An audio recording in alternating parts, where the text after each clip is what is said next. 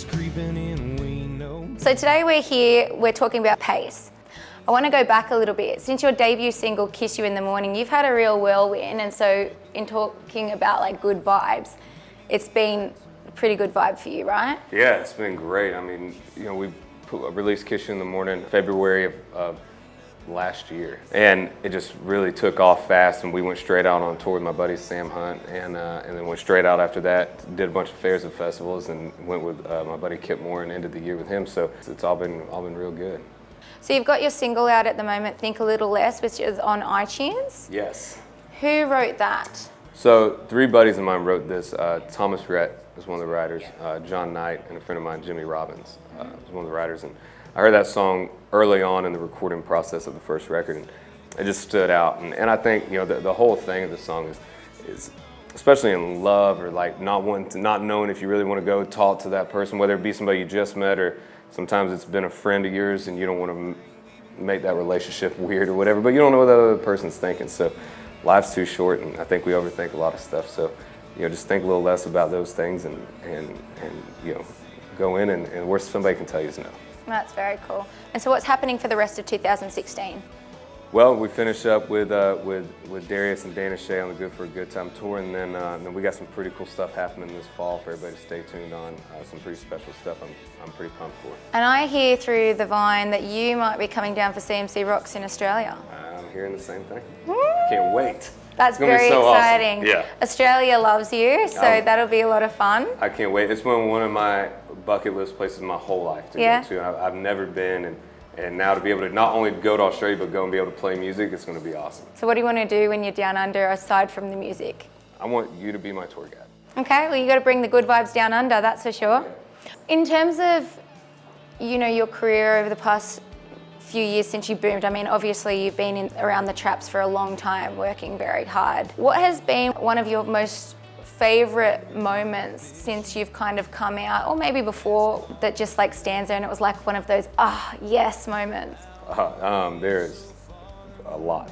One I'll never forget was April 24th of last year, 2015 was my Opry debut. And growing up in a family that traditional country music was all they did. And my grandfather played for free every weekend, and I played with him, and he played with such heart that, I mean, you'd have thought he was playing in a gig for, you know, Madison Square Garden, you know what I mean, and getting paid for this, and it was just a thing he was doing for free with his buddies. I watched videos of the Grand Ole Opry, and I watched, you know, Grandpa Jones and Minnie Pearl and Porter Wagner and all these things, and with my grandfather, and always dreamed of playing it, and I always thought that I would be able to play, if I was able to play this and was lucky enough to be asked to play, he would be with me. Well, fate didn't deal that, and 2 months after he passed was when I found out I was playing the Grand Ole Opry. The guitar that he played for, I mean, any picture I've ever seen of him playing, and any show I ever played with him, he played this guitar. He willed it to me in the will, and so I got my debut. I got to play his guitar in a song that I played, you know, with him in the band for years.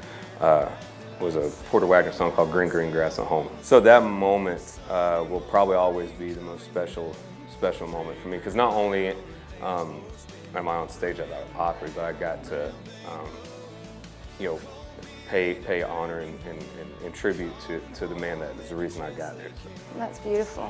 Your grandfather obviously has been a very important person in your life. Is there, you know, a memory that you could share with us where it was something that like you've just held on to, you know, any time that you're struggling or you need to get some light? Oh yeah, I could go on. Numerous things. One thing I'll never forget, he was a telephone guy, like installing telephone lines or repairing telephone lines, whatever it might be.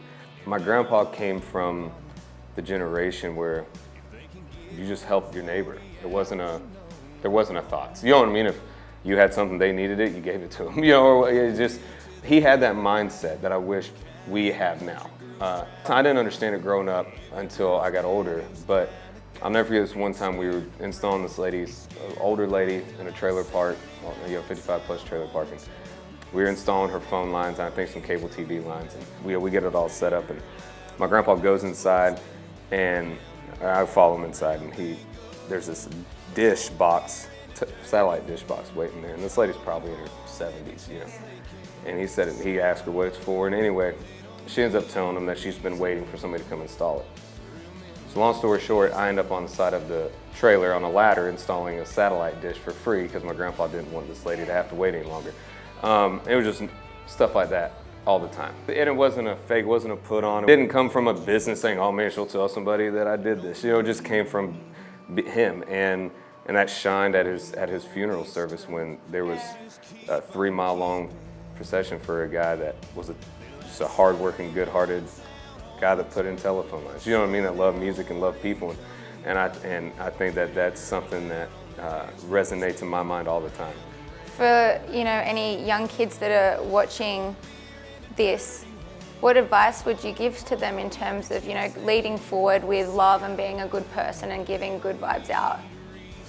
Just keep your mind focused, and as you get older, there more and more stuff clogs that focus, and blurs it. More people will, there'll be those people that don't want to see you succeed, so they'll tell you, hey, don't do that, or you can't do that or whatever. But if I believe that if God puts something in your heart and the right people keep falling in the path, to help you get there, that we're all destined to be here for a reason.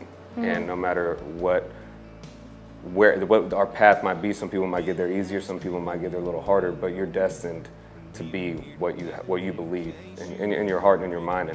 And to, I would tell kids to stay focused. Don't let negativity, don't let, negative people in your world, leave people, let those people feel what you put out. Yeah. You know what I mean? Let them change, because people that are negative and that are don't like to see people succeed, they're hiding something. That's nobody does that naturally. And maybe they need somebody to be that light, to bring them out. Absolutely. And light overshines darkness every time. What do you think of P.A.C.E as a company? One thing that stood out when Tyler reached out was everything I feel like that P.A.C.E stands for is what I stand for, what my crew stands for. It's just leaving people better. Be that leader, be that light in a dark place, and give full-heartedly, and be passionate about what you're doing. I think P.A.C.E is a company that the world needs right now. Is there a particular verse in any of your songs that would stand out, that would kind of be fitting for this? There's a couple. One was to say I love you, they don't need a reason. And when the going gets tough, they just keep on keeping. People need positivity. People need people to bring them up. No matter if you're in entertainment, or if you're a construction guy, if you're the dude driving a garbage truck, whatever it is, find a way to make somebody better when you leave them. My grandpa always said, find a way to leave somebody better than you found them. And I think once people understand what P.A.C.E is, they'll join and they'll be a part of this movement that's going to happen, this positive, good vibe movement that's going to sweep the world. Before we finish up, I would really love it if you would, if you want to, sing that verse in Real Men Loves Jesus. Yeah, let me think where it's at. Say I love you, they don't need a reason. Real men love Jesus. And they love mama. They can get more than 40 hours, they're gonna give it hell till they get it right. Kind every country girl's trying to find. Every girl's daddy's kind of guy. Ain't scared to pray, ain't scared to fight. Perfect. Thank you. Cheers, guys. Have a good vibing weekend. And cut.